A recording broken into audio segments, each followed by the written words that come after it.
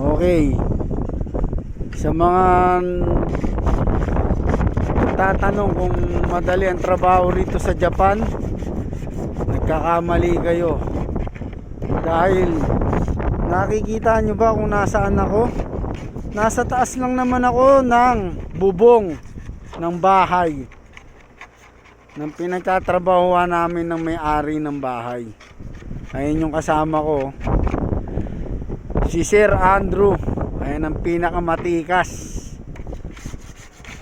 na nagtatrabaho rito sa Japan. Sa kanya ako kumukuha ng mga idea, mga best idea na kanya rin naman na natutunan sa pabalik-balik niya rito sa Japan, sa tagal niya ng pabalik-balik.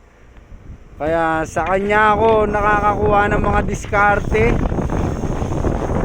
Hindi diskarting pambababae, diskarting matino, diskarting pamilyado.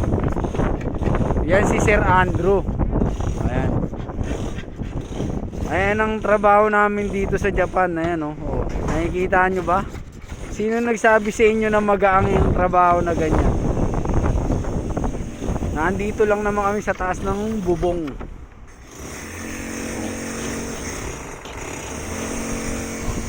Nakikita nyo naman.